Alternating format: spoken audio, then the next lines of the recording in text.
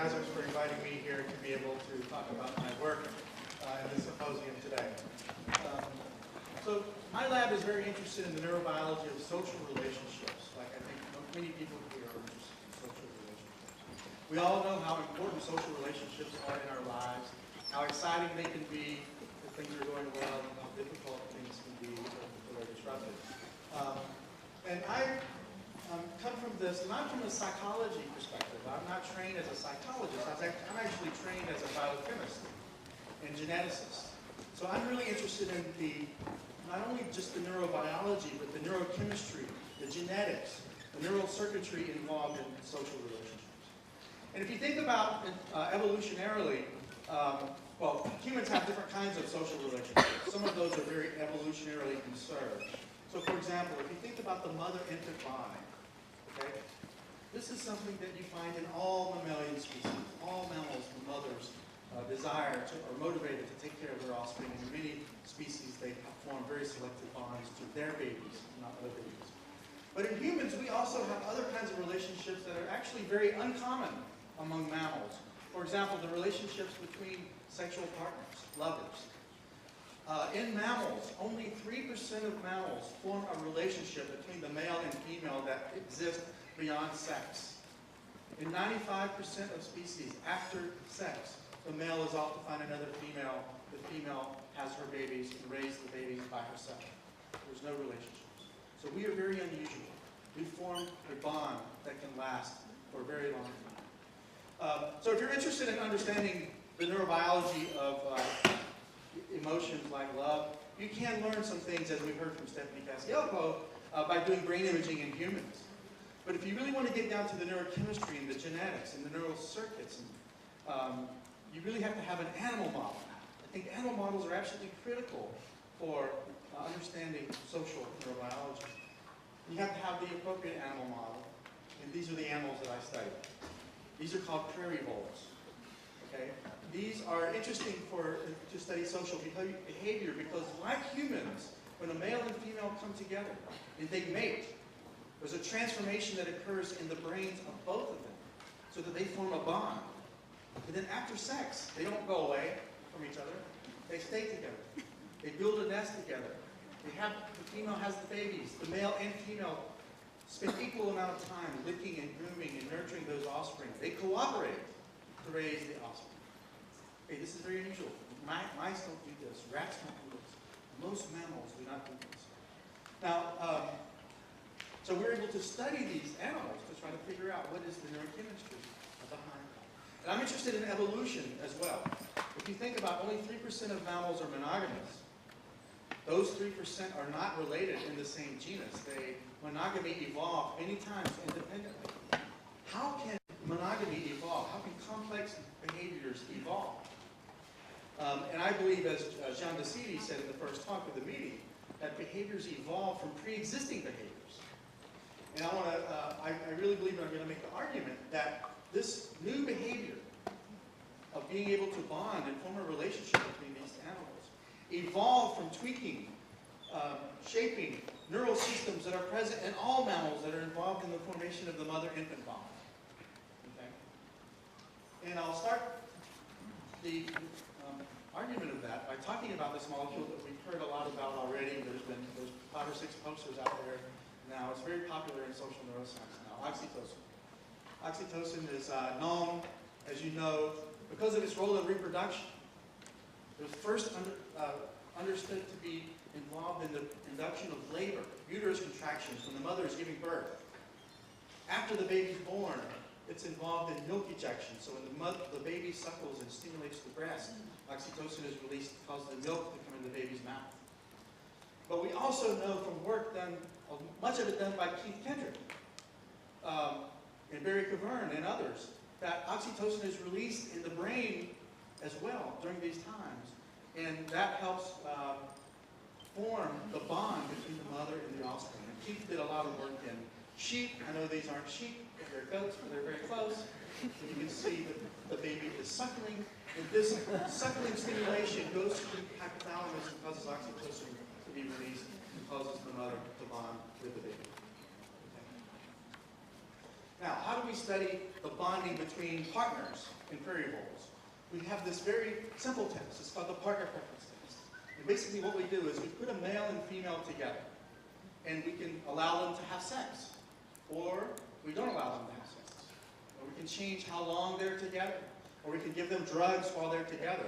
And then afterwards, we separate them and we test them on this test. So here we're asking, is the female bonded to the male partner? We place the male partner on this side, we place a novel male on this side, but each one of these have a collar around their neck. They're tethered. So this guy can move here, but he can't go over here. This guy can move here, but he can't go over there. So the female chooses who she wants to spend her time with. And what we find is that when the animals mate, they have sex. The female will then prefer to spend time with the male that she had sex with. Okay? So sex stimulates the formation of this relationship. We can also do the same experiments in male, where if you put the male in the middle, you put the new female here and the partner here. In most species, the male will actually prefer the novel female. But in prairie voles, they actually prefer the partner. So this is a video. This is a male here. And what you're going to see is this male spent the last night with this female, and they mated. This is a new female. And here's this video of the group. So what's going to happen is he's going to go over and he's going to first check out the new female. And males actually, after they pair bond, they develop aggression towards other females that are not their partners. So it's probably a mechanism to keep them from pairing with other females. And you can see he tussled. Little fight. Now look how he behaves differently towards his female partner. So they will actually come together and sit next to each other. So we can quantify this with computer behavioral analysis system where we can set up 24 different cages at one time. The computer can analyze how much time they spend sitting next to each other. And we say that if they develop a pair bond, they spend twice as much time sitting next to their partner than with their stranger. And because of Keith's work, and also others doing work in rats, Sue Carter and Tom Insel back early in the mid-1990s thought that maybe if oxytocin causes a mother to bond with her babies, maybe oxytocin might cause the female to bond with the male during the mating process. So what they did was take female prairie voles and cannulate them so that they could inject oxytocin directly into the brain. Because if you inject oxytocin peripherally, it doesn't get into the brain. And then they took the female and placed it with a male, but did not allow them to mate. So their brain was bathed in oxytocin, and they could see and smell the male, but no sex. And if they injected oxytocin, they found that molecule, that single chemical, if injected into the brain, could cause these animals to now form this partner preference. Okay? So the same molecule that's causing mother-infant bonding is now, in this species, causing partner bonding. Now, one of the reasons that I started working with the prairie voles, I became very excited because not all voles are the same. Prairie voles, as I said, these are one species that's, not only are they monogamous, but they're very highly social. They crave social contact. Social interaction is very rewarding. But we have different species that live in different environments that called meadow voles. These prefer to be alone. They don't like to interact. Their brain is not designed to make social interactions rewarding. They're socially promiscuous. So when they mate, they like to mate. They like sex. But after sex, the male is off to find another partner. The female has her babies alone. So I thought it was a good opportunity to look in the brain and say, what is different in the brain between an animal that can form a bond versus when they cannot? And as you can see, on the outside, their physical appearance is very, very similar. They're almost identical looking. But their behavior is very, very different. Okay? So, since oxytocin is involved in the formation of the bond, I thought my first hypothesis was maybe prairie voles have much more oxytocin than meadow voles. But if you look in the brain, you stain the brain for oxytocin, you see exactly the same amount of oxytocin in these guys as in these guys. But there's something else that's different. If you stain for the receptors, to find out where the receptors are, you see really remarkable, striking differences between the two species. So this is a slice through the prairie vole brain on this side, slice through the meadow vole brain. The black areas are areas where the receptors are concentrated. This is a technique called receptor autoradiography. And what you can see is that So this is just going through a slice that includes the nucleus accumbens, and what you can see is that the nucleus accumbens, we've heard about here several times, which is involved in reward and reinforcement and addiction, in the perivolt is highly sensitive to oxytocin. In the metalvolt, there's very few receptors. So we thought there's also several other places where they are different. So different brain regions are sensitive to oxytocin in these species. So we wanted to ask, where is oxytocin acting? Is oxytocin acting in this part of the brain to produce the pair bond? So we took female perivolts and injected oxytocin receptor antagonist, blocker, into the nucleus accumbens, in the prefrontal cortex, in the caudate putamen, and say which areas, if you block the receptors, will it prevent formation of a bond. We inject the drug, put them together, let them have sex, later test them, and we find that if we block the receptors in either the prefrontal cortex or the nucleus accumbens, even after sex, they do not form a bond. They have not bonded. If you inject it into the caudate putamen, they still bond. Okay, so this is how we localize within the brain exactly where these chemicals are acting to help form the bond. Now, oxytocin is just one molecule that is involved in the bonding process. And what exactly does it do? Oxytocin is not just a bonding molecule. We heard from Keith, there's 33 faces or maybe 133 faces of oxytocin. It does many things. But one of the things that we know that it really does, the fundamental thing, one of the fundamental things that it does is involved in perception of social stimuli, attention to social stimuli. And we know this from studies in mice where we can genetically knock out oxytocin. In mice that have no oxytocin, one of the big problems is that they can't remember another mouse. They have social amnesia. Okay? They can tell the difference between males and females, but they cannot smell the other mouse and remember the identity of another mouse. If we inject oxytocin, suddenly they can remember. So it's like if you've been at a meeting where you see many people, sometimes you have difficulty remember faces that you've seen before. And sometimes you can remember very easily. So oxytocin is somehow, in the mouse version of that, involved in that, but they use smell.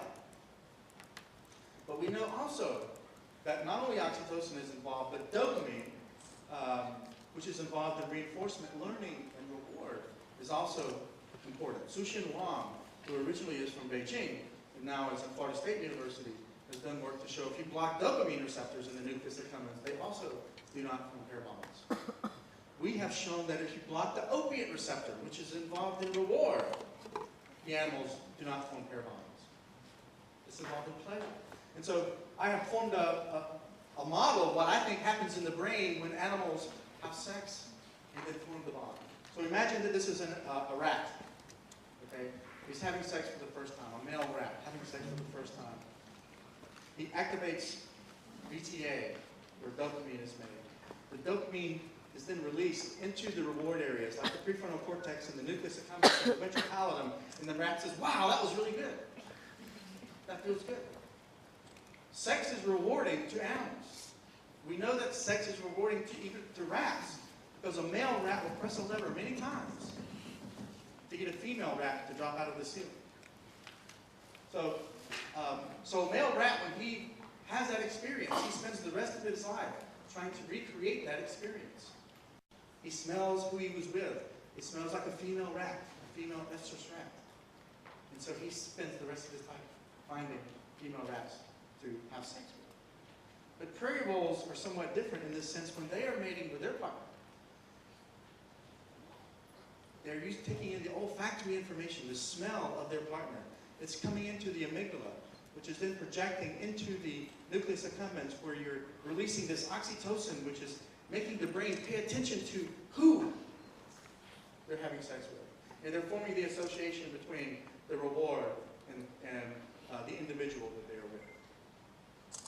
So I think of it like this. The difference between monogamous animals, the animals that cannot form bonds, and the ones who can form bonds, is like this. Male rat has sex. It's rewarding. The brain assesses the environment and says, this is a female. She smells like she's in estrus. And the brain can tell the difference between a female and a male. But in prairie voles, in monogamous species, because their nucleus accumbens, the reward system, is also very sensitive to oxytocin. they not only say, wow, this is a female, but for the prairie vole, they say, wow, this is this female. And the brain associates that reward with this female, or if it's a male, or if it's with a female, it's with this male. So these oxytocin is fine-tuning the brain's perception of the details of the social stimuli, and I think much less the non-social stimuli. So we're interested also in how early life experience can affect the ability to form bonds later in life, relationships. So this is work done by a graduate student in my lab now, Katie Barrett, where she wants to know what happens with these pups if you disrupt their social interactions, social relationships. So she creates this little experiment, this nursery experiment, where she takes the pups for the first 2 weeks of life for 3 hours per day and puts them in these little isolation chambers. Only for 2 weeks, the first 2 weeks, for 3 hours a day. And then later she just puts them back with the mother, and they live with the mother and father like normal. And when they grow up, this is Katie here, she tests them on whether they can form a bond with a male. After 24 hours of cohabitation with a male, the control animals, who are not separated from their mother, spend much more time with the partner than the stranger, so they're normal.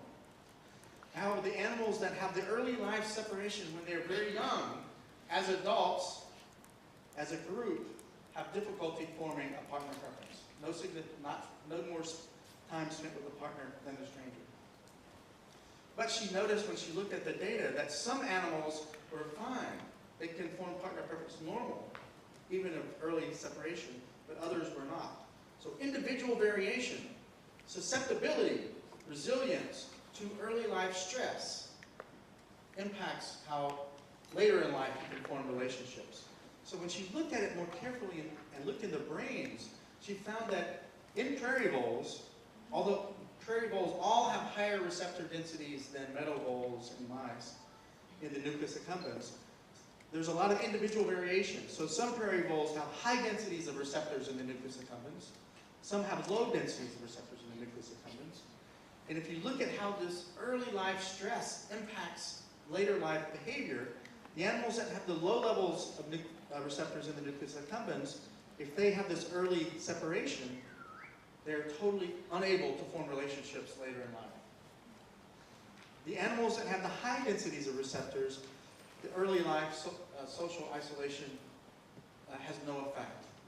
So the amount of receptors in the brain in these areas impacts the susceptibility or resilience to early life experience. And we think that's because these animals who have the high densities of receptors, when they are replaced with the mother and the father, and the mother and father licks and grooms them, and oxytocin is released, lots of receptors to give lots of response. These animals have few receptors. Now from biologist perspective, this is really interesting, this individual difference.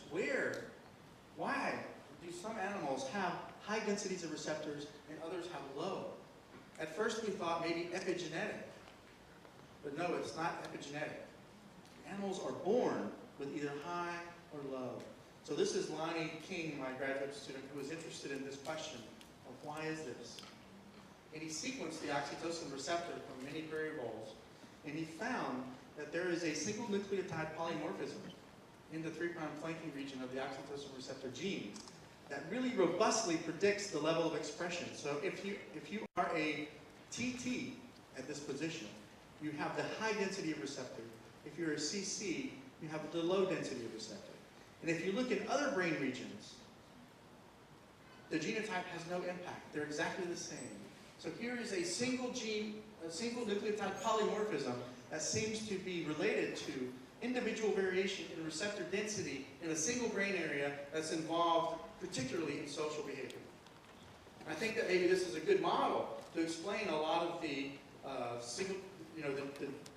human genetic studies that have shown that polymorphisms in the oxytocin receptor actually impact how early life experience relates to later life anxiety and all different kinds of things.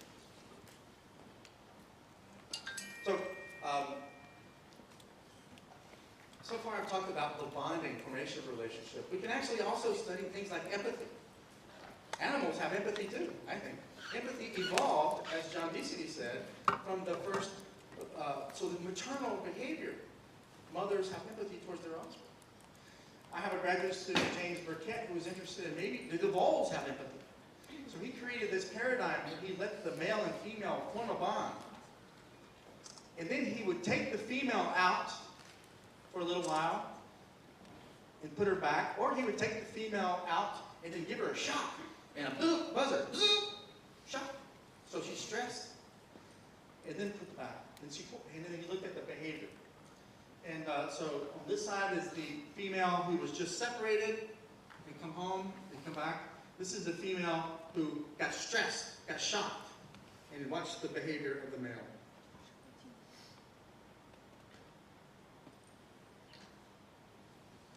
So what you can see, on this left side, the male goes over, sniffs her, and then he walks away. Everything's okay, no problem. The one on the right, you can see that he's very concerned. He spends a lot of time licking and grooming her. And we know that that licking and grooming actually reduces her anxiety levels. So he is engaging in a behavior to reduce her stress because she is stressed. And we think that this is somehow related to, evolutionarily, to empathy kinds of behavior. And if you quantify it, and look at the amount of time that the male spends grooming the female partner before and after the separation, you can see that there's a really big increase in the amount of time that the male grooms the female if she has been stressed. But the females don't groom the male if he's been shocked. So it's really specific for the female, and that makes sense because in monogamous species, the female is always pregnant. She's virtually always pregnant.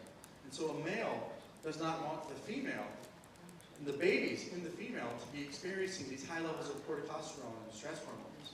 So he wants to alleviate that to make sure his offspring are healthy. For the female, she doesn't care because the male has plenty of sperm and it doesn't matter if he's stressed or what. So again, this is the data for prairie voles. When you look at the meadow vole, interestingly, the meadow vole does not show this robust increase in grooming their female sexual partner. They're not bonded, but they don't care. And it turns out that oxytocin, as there are studies that Keith was involved in, Renee Herleman's lab have shown that oxytocin is involved in empathy in humans. If we give an oxytocin receptor blocker to the male, and then the female comes back, the male that has the oxytocin receptors blocked do not show this increase in grooming behavior. So somehow oxytocin is involved in the induction of that empathy-like behavior. So now, most of you here study humans. You may wonder whether we can actually learn anything from about humans from animals. This is a picture of me and my wife when we got married about 10 years ago. So I want to just give you some evidence that oxytocin is actually, that the things that we've learned in voles actually have something to do with what's going on in humans. This is one study that was done, published in Biological Psychiatry, where they looked at humans in pair-bonded relationships, and they genotyped for the oxytocin receptor, done by Hasse Wallum, who's now a postdoc in my laboratory, but this was done in Sweden. And they found that people, women, who have a certain polymorphism in the oxytocin receptor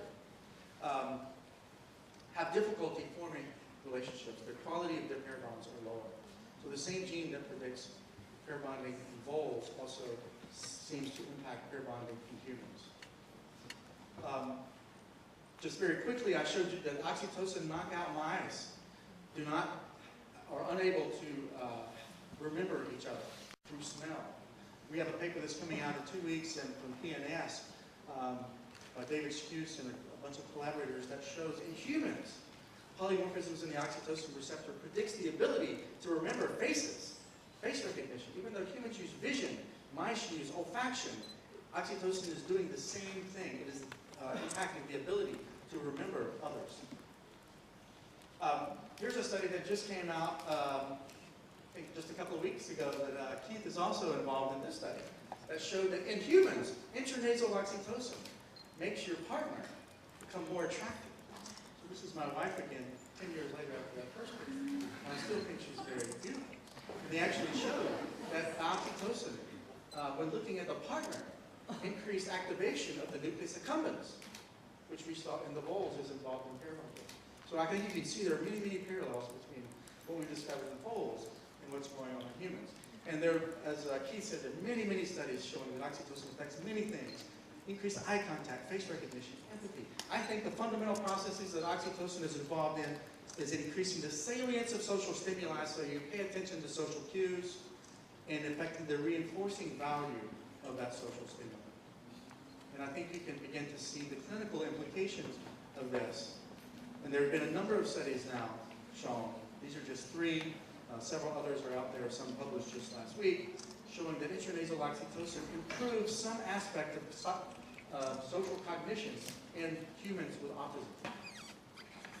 We're following up on that now, but I believe that the effect size of intranasal oxytocin in human studies is relatively small. And I think that because very little oxytocin actually gets into the brain. So we were trying to figure out how in animals, we could take advantage of the using of the animals for drug discovery to try to increase oxytocin secretion in the brain. So like when a mother nurses her baby, lots of oxytocin is released, that baby becomes the most important thing in the world. What if we could pharmacologically stimulate that? So for example, what if we could know something about the oxytocin neurons in the brain? We know some receptors that are on those neurons in the brain. And what if there is a drug that we could give to stimulate those oxytocin neurons to release oxytocin within the brain? Maybe that would have a much more profound effect. And in fact, there is a drug, a melanocortin receptor agonist that when you give to an animal peripherally stimulates oxytocin release in the brain. So we just tried to use this in the voles. This is Mira Modi's work. She's now at Pfizer. But basically, if we give a prairie vole this drug peripherally that stimulates oxytocin release, we can get a very profound bond formed between these two animals. Okay? Not only that, but if we give the drug and put them together in no sex, they form the bond. If we separate them for a week and test them, no more drug is on board, no more drug is in the brain, they still have a partner preference. So that means that the social information that those animals are learning when the drug is in the brain is still present long after.